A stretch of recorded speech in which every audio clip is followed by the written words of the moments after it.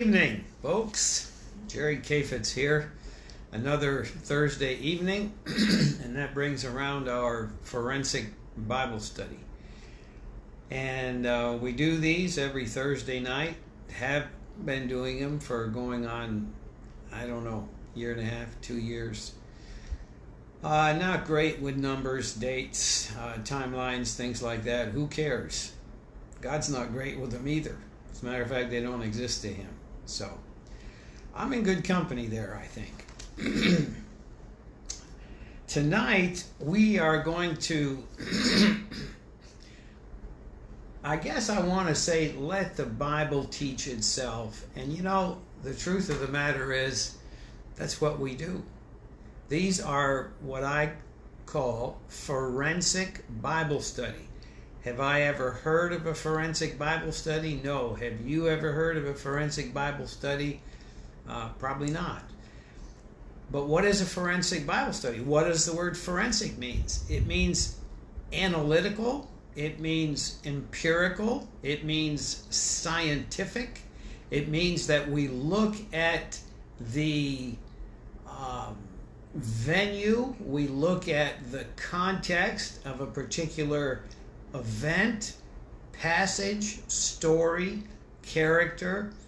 As we're familiar with the word crime scene, police do forensic investigations. In other words, they analyze the evidence that's there.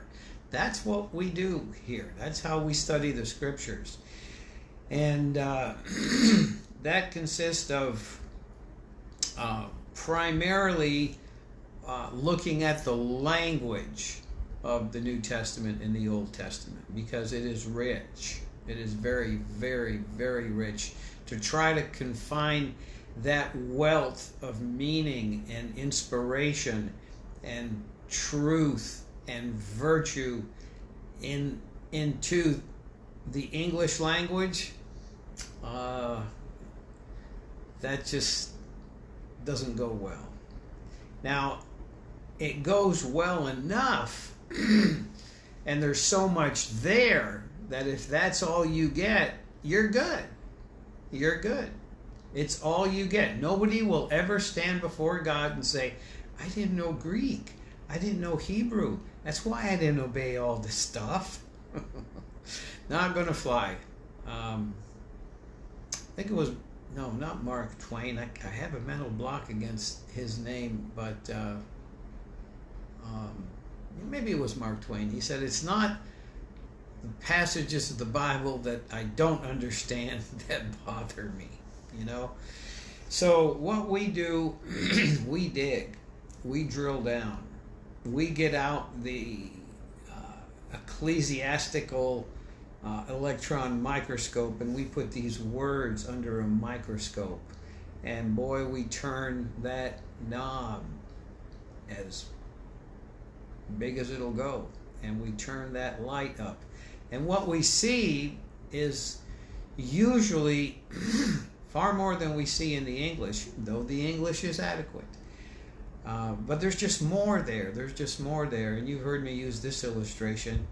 You can look out from a beach or a cliff on the ocean or the deck of a cruise ship, one of my favorite vistas, and look at the ocean and say, oh, how vast, how beautiful, how dynamic.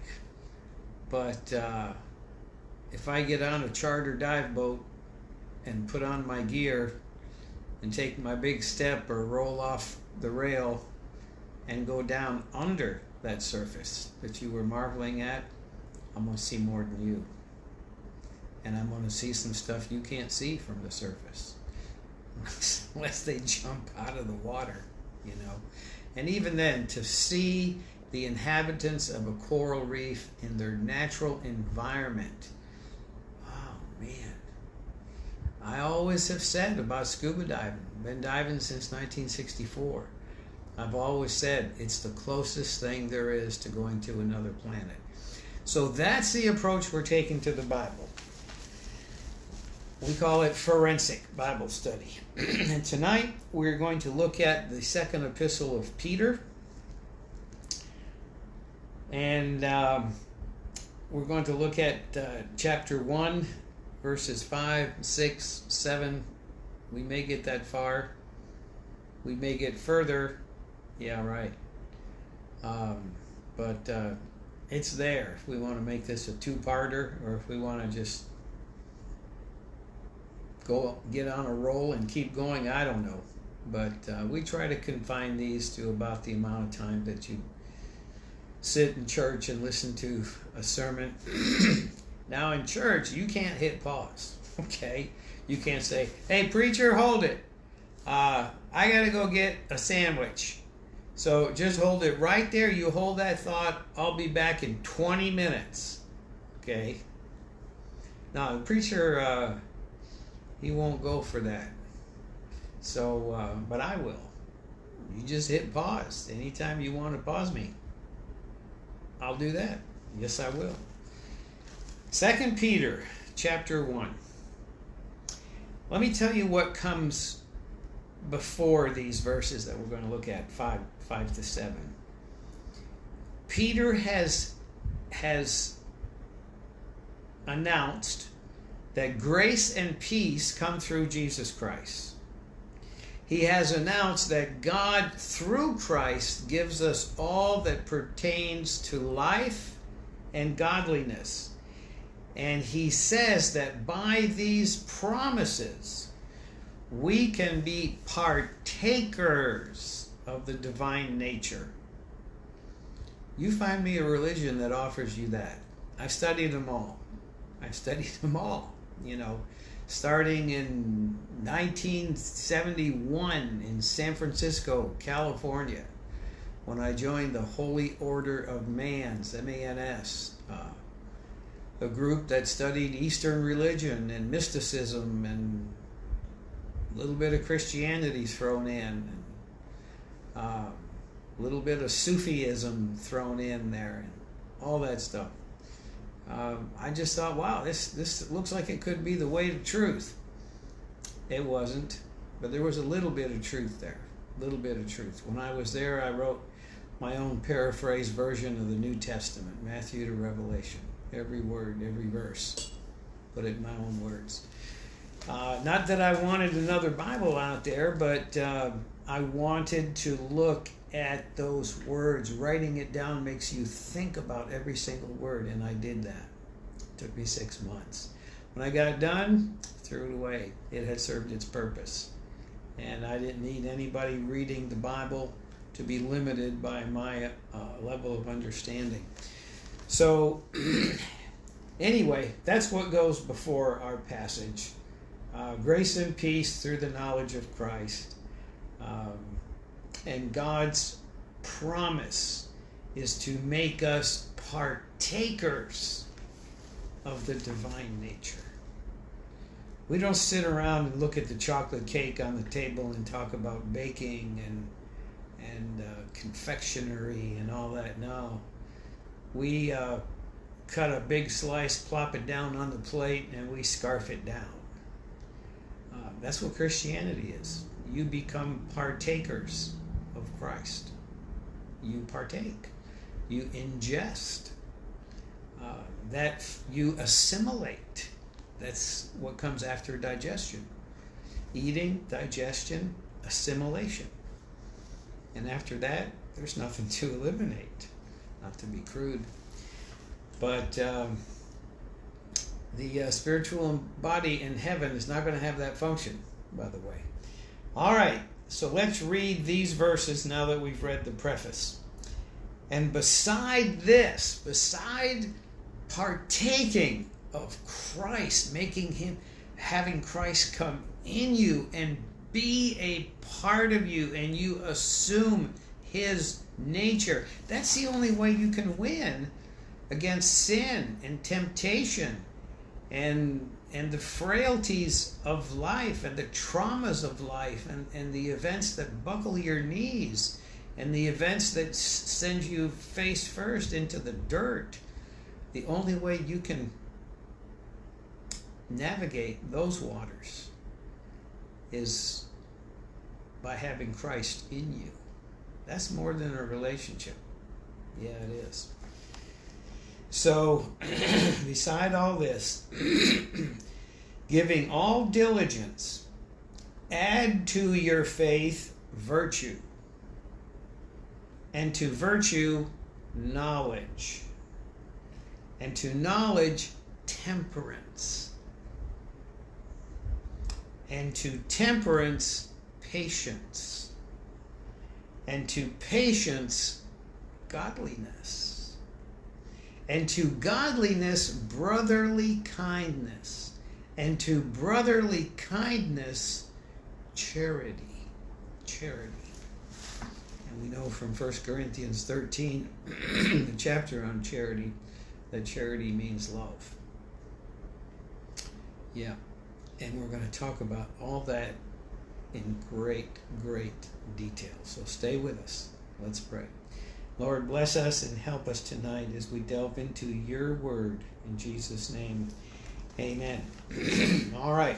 We're just going to look at a list of these words. What Peter says, I call these the stepping stones to, what do we get?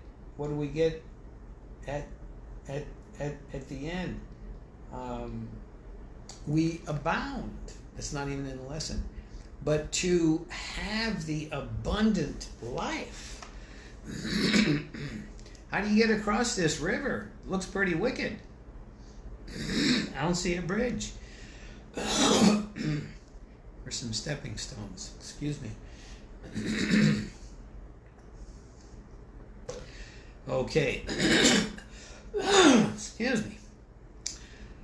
There are stepping stones across this river, and they were placed there by God. What is this river?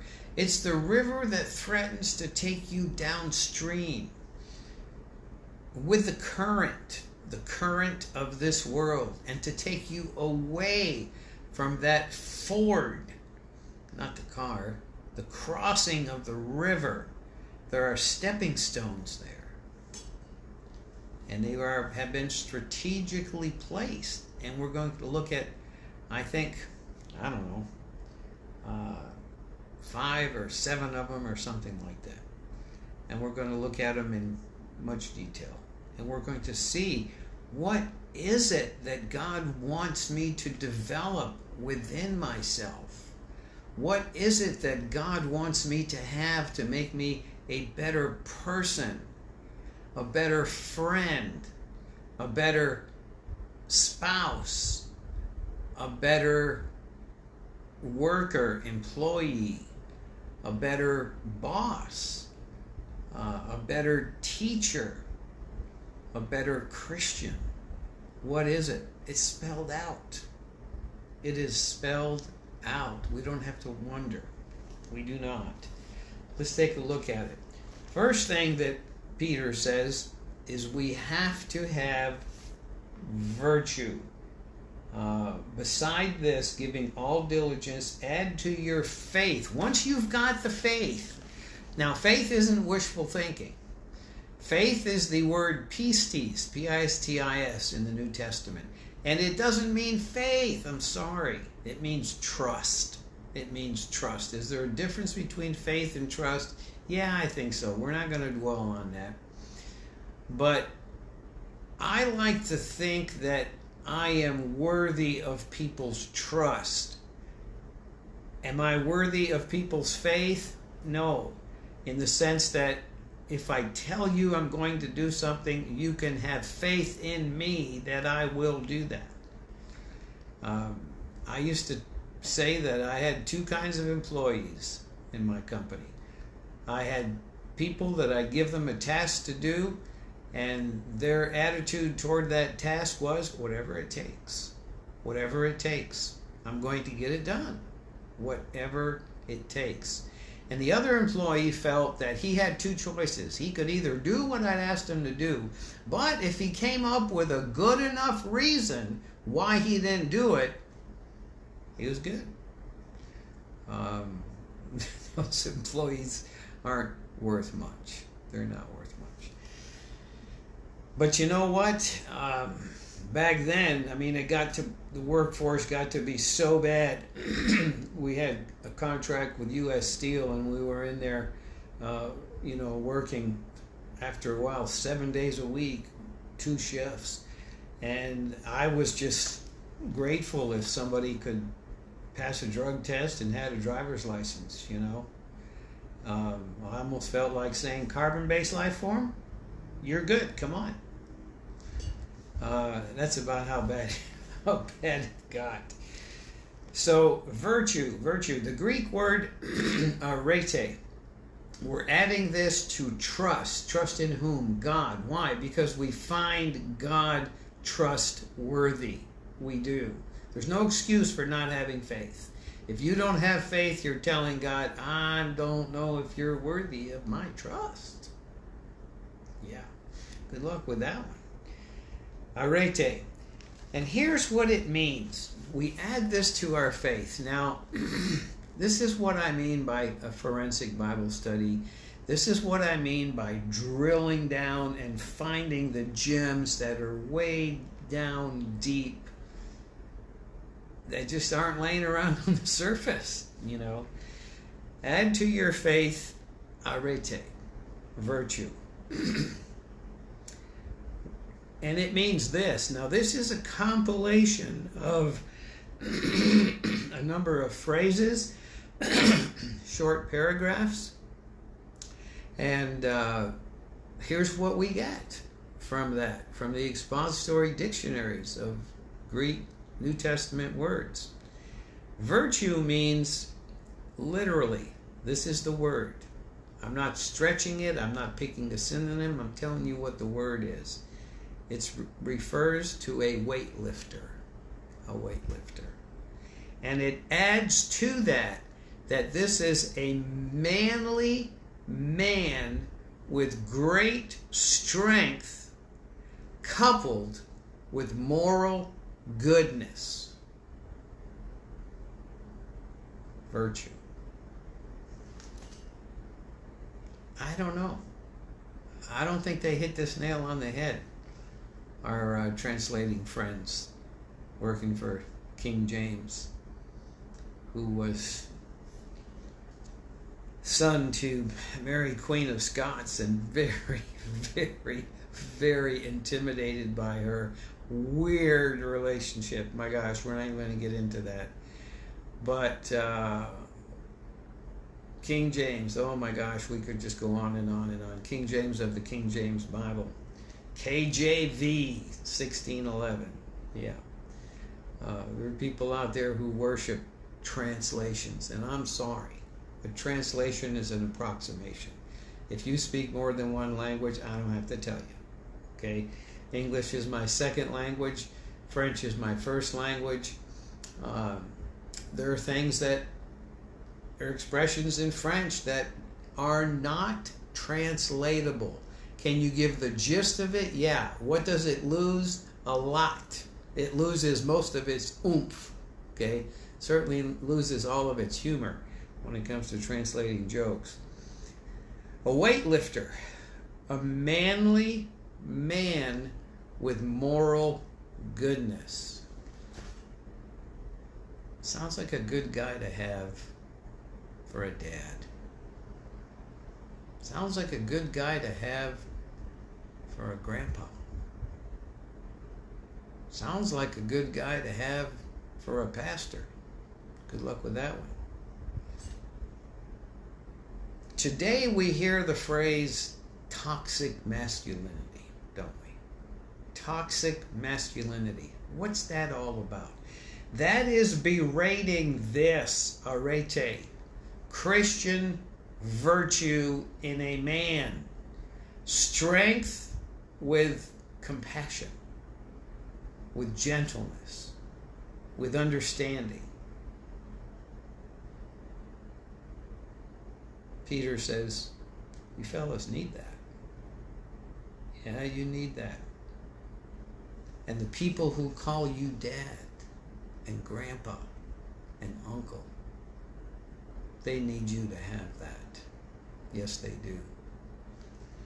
And we won't even get into what happens when the person in that role doesn't have that. All right, number 2. Add to your faith virtue. And add to virtue knowledge. Knowledge. I'm big on knowledge. I have a book, it's about that thick. It's called the Encyclopedia of Literacy. And I've always said about this book, it's a college education in one volume. Really. If you know everything that's in this book, you will come across as educated, smart, well-read, well-rounded. You know what a university used to be? Where's the word come from? You ever think about that? Let's do that. Let's think about that right now. A university, what word do you see there? I see universe, don't you? Yeah. A university is a place where is assembled universal knowledge.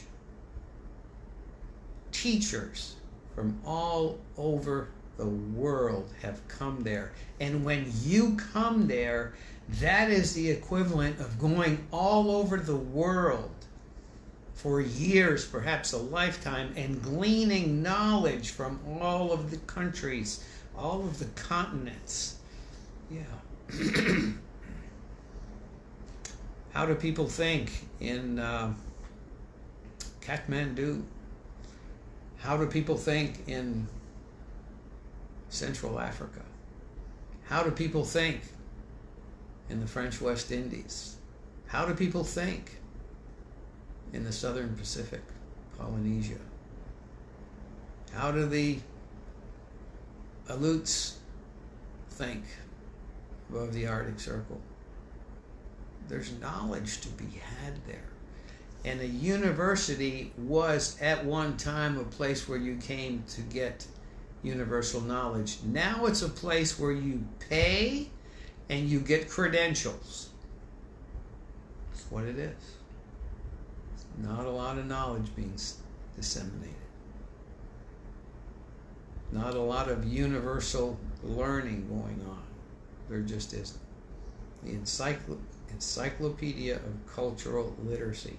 You read it. And when you get done, read it again. And don't ever put it away. Keep it out.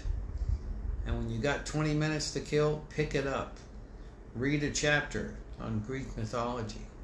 Read a chapter on Egyptian hieroglyphics.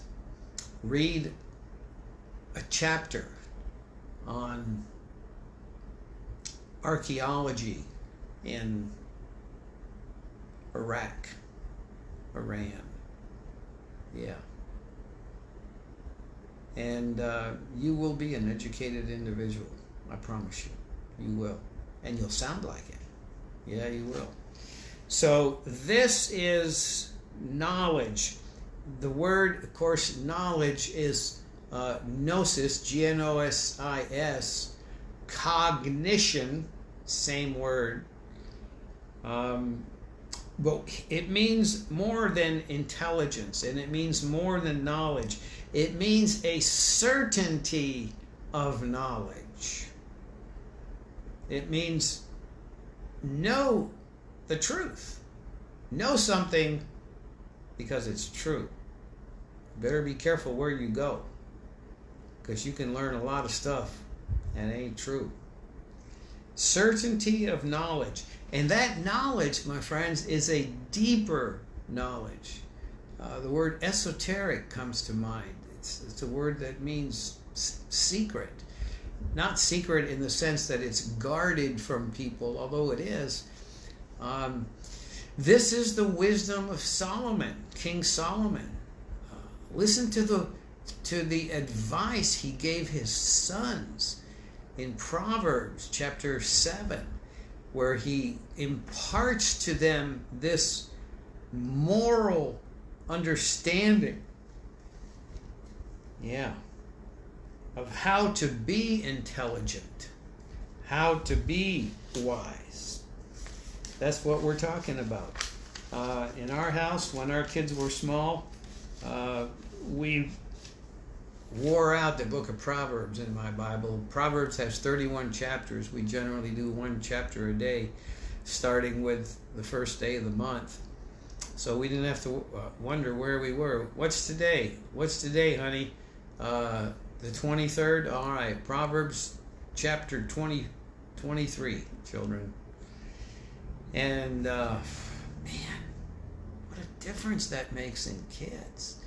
You want to know what's missing from these rioters and looters and haters and purveyors of violence and destruction?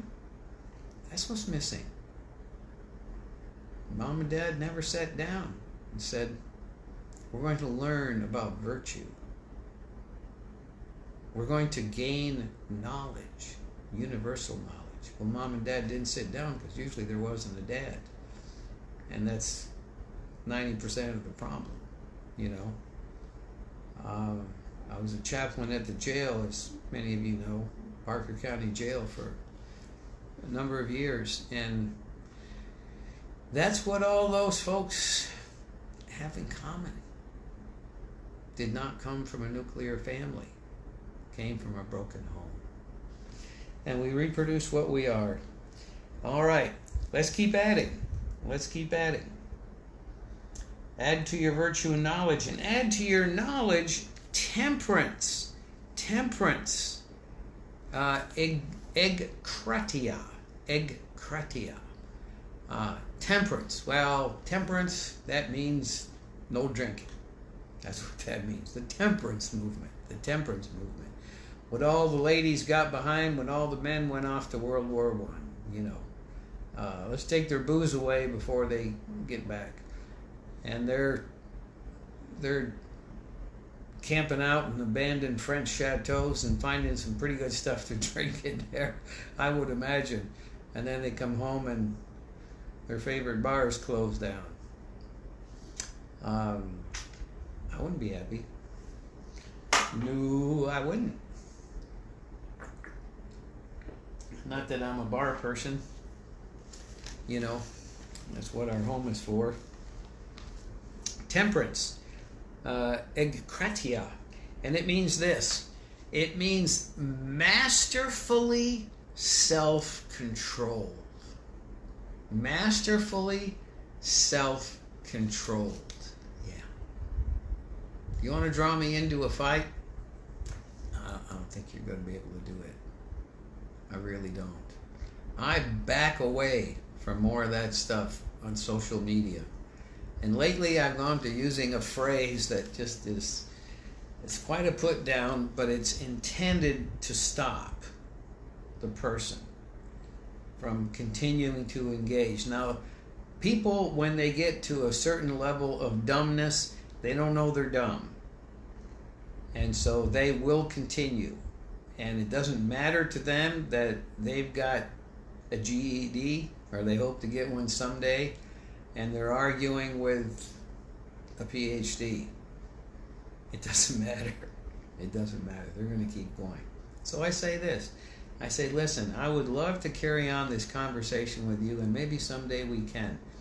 But for now, you do not have the intellectual currency to trade in this market. I'm sorry. Have a nice day. And then I just unfollow that thread, and I'm done. Was I right? Yeah, I was right. Were they wrong? Yeah, they were wrong. Bet my life on it. But I don't need to persuade somebody to bolster my confidence in the fact that I'm right. I don't. If you want to continue in ignorance, I'm not going to stop you.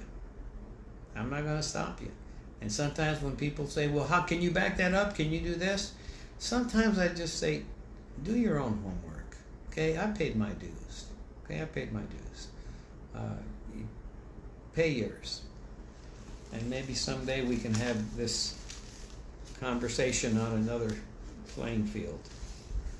Temperance. Masterful self-control. Masterful self-control. This is a big, big thing in Eastern religion, you know. Masterful self-control.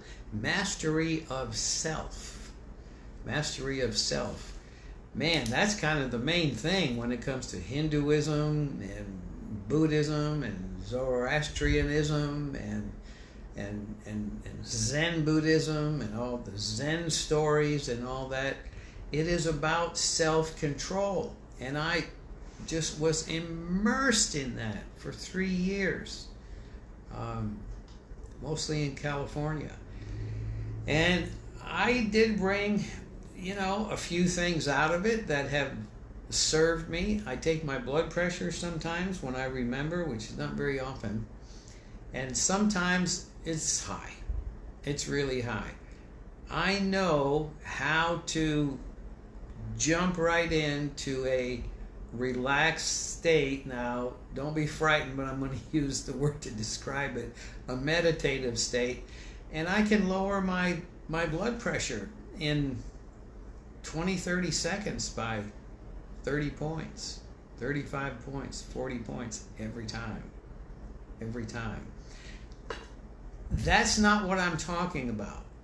What I'm talking about is how even self-mastery can be worshipped in an egotistical way. I want to be master of my physical instrument. And there are, people in these faiths that can sit cross-legged in a blizzard with nothing but a loincloth on and one on their head and control their body temperature. It can be done. Yeah. That's not what we're talking about. We're talking about controlling the temperament. We're talking about controlling who controls you. Okay? I read a post recently where somebody said, hey, has anybody noticed we're wearing muzzles and we're following arrows on the floor? Huh? Yeah, we are. Yeah, we are. If you haven't seen through this scam, I don't know what to tell you. It's gonna go away after the election. You bet it is. But we don't want to get political. Egretia, temperance, a masterful level of self-control. How do you get that? You don't get that the way I've just been talking about. That's not it. Sorry for the distraction. You get that because you partake of Christ, and Jesus Christ is peace. He doesn't have peace. He doesn't bring peace. He doesn't bequeath peace. He is peace. And when He becomes a part of you, you have a peace that passeth all understanding. That's what I'm talking about. That's what I'm talking about. A masterful level of self-control.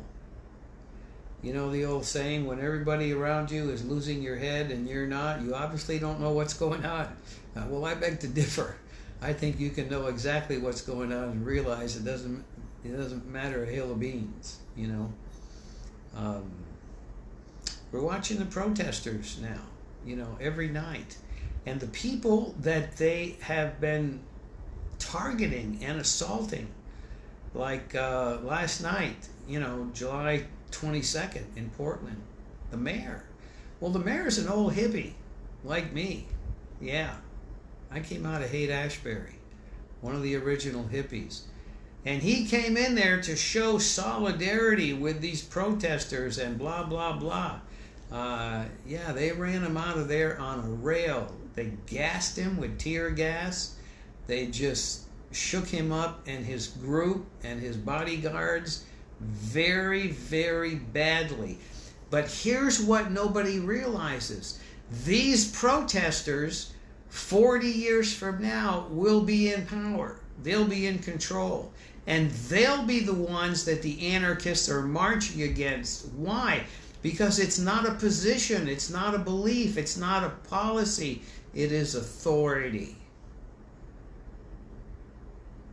And rebellion against God is always a rebellion against authority. There's just nothing more There's nothing closer to the heart, to who God is, than that authority. Let's go on here. What do we add to temperance? We add patience. Hupomone. And that means perseverance. It doesn't mean sit quietly and wait and don't fuss. It doesn't mean that. It means to persevere. It means to bravely bear ill treatment. Yeah. Why? Because it goes back to trust. Trusting God because He is trustworthy. If He is trustworthy, and He has all power, and He has eternity at His disposal, and He is virtuous, He will make it right. He doesn't owe you making it right on your timetable. He doesn't owe you that. You know what God's timetable is? He doesn't have one. He doesn't have one. 1,000 years in the sight of God is as a single day. There's no such thing as time in the mind of God. We can't comprehend that. When we get to heaven, there will be no time and there will be no space. Why? Because time is a measure of deterioration. Space is a measure of limitation. Neither of those exist in heaven. That's what our heaven's going to be like. Travel at the speed of thought, I believe. All right. Adding to patience. Remember, God keeps score. Just because you're down 42-0 doesn't mean a thing. God keeps score. And you know when that clock expires? When He says it does. When He says it does. If someone dies and they're not vindicated and they've been this and that and all these things have happened to them, don't worry about it. God's got a handle on it. And your response and my response is to look to God and say, God, you are trustworthy. You are trustworthy. I'm not going to fret. One of my favorite sayings is, time heals all wounds, but time wounds all heals. Yeah, Middle Easterners call it karma. God calls it justice, righteousness, fairness, holiness. And then godliness. We add godliness, eusebia, E-U-S-E-B-I-A, I suppose in English. From a primary verb in the middle voice, which means to adore. To adore. Godliness means to adore. So if I want to be godly, I have to adore. Yes, goes right back all the way to the beginning. Well, fan blew it away. It's way down there, but that's okay. Adoration. And when we partake of this divine nature, we develop an insatiable thirst to know Christ. Yeah.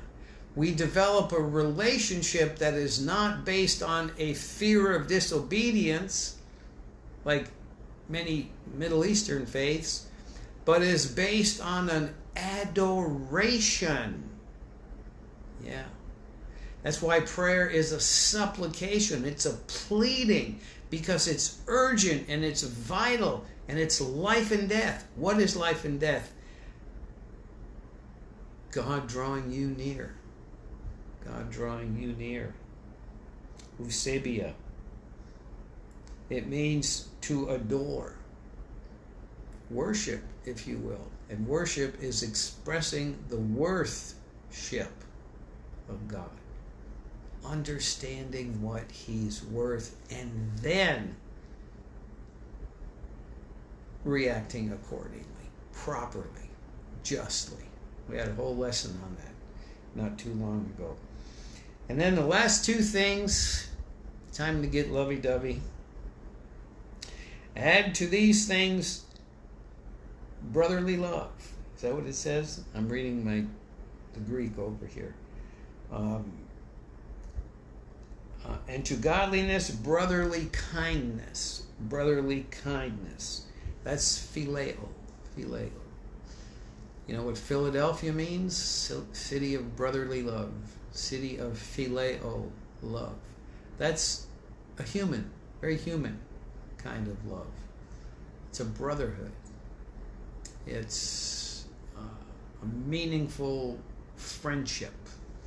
That's what that is. It means caring for someone else because you are socially connected. And I mean that in terms of the overall society. You are connected within that network. And then fortunately he goes on to say this, and to that brotherly kindness add charity. Charity. Agape. Agape. Everybody knows that Greek word. Agape. And agape love, I have just gone through the definitions.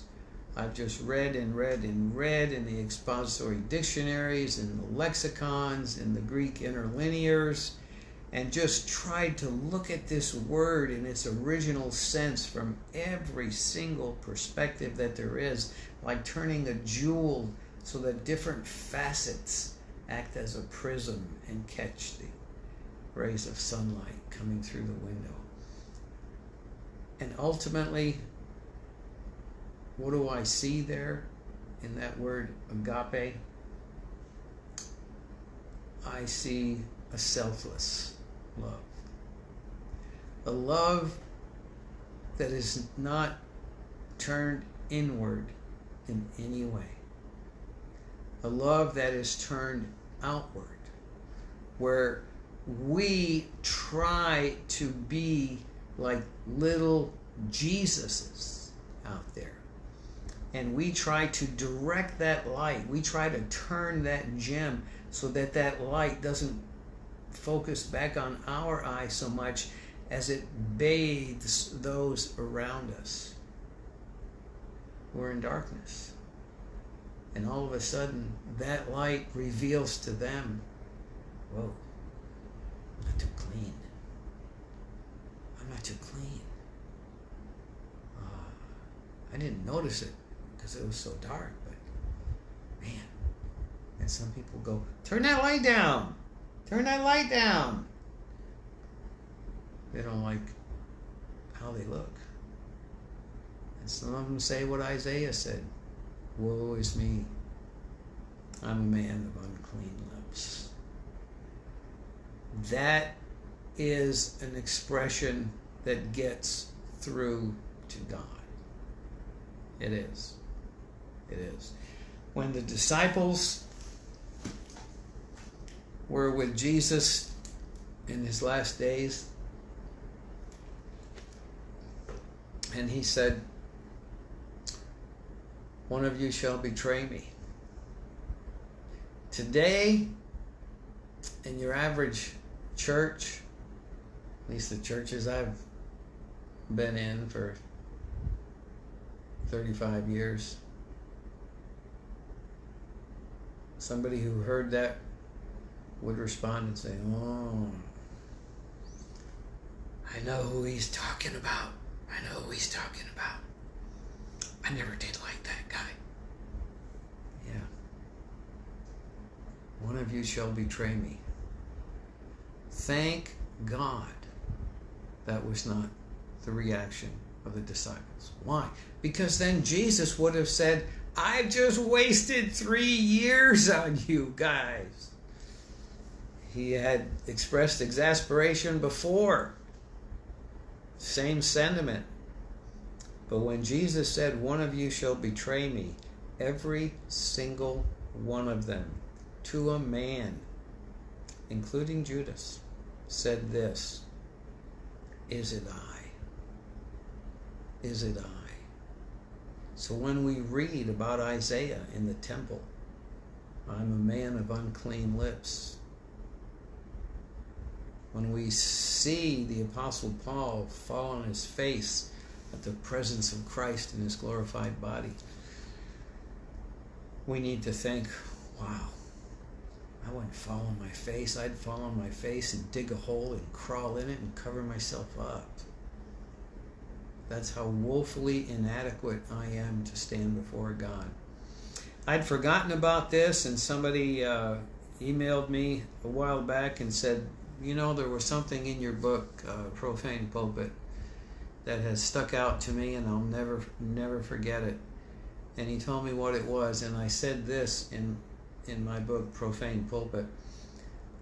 I said, when we get to heaven, I believe we will have two principal thoughts that will well over us, that will overwhelm us, that will be the sum and substance of our immediate existential experience at that moment when we see God. And here's what those two thoughts are going to be. I believe. This is not thus saith the Lord, okay? This is not, it is written. It's what I believe. And could I be wrong? Yes. But nevertheless, it's in the book. So I can't take it back. Be careful if you write a book. Can't take that stuff back. Those two thoughts, when we get to heaven and see God, will be number one. I have underestimated the holiness of God. Number two, I have overestimated my own righteousness. So if that's what we're going to experience then, why not here and now deal with that? Deal with that. And we deal with that by being a partaker of Christ's nature. And these are 7 stepping stones on the way to that experience. And it is one awesome experience. It is. There's no phrase adequate to express that in any language known to man. And so Jesus had to invent a phrase to describe what that was. And he said, you must be born again. Yeah. Because the old guy, he's done. He's done. And then Jesus says, I can move in now. I can move in. You and I will be buds. And then you start to become like him. Yeah, that's how you build a marriage, when 2 people get there at the same time. That's how you raise children. That's how you build good churches, if there's such a thing. Thanks for watching tonight, everybody. I appreciate every single one of you. And just remember, when you come to a fork in the road, take it. Good night.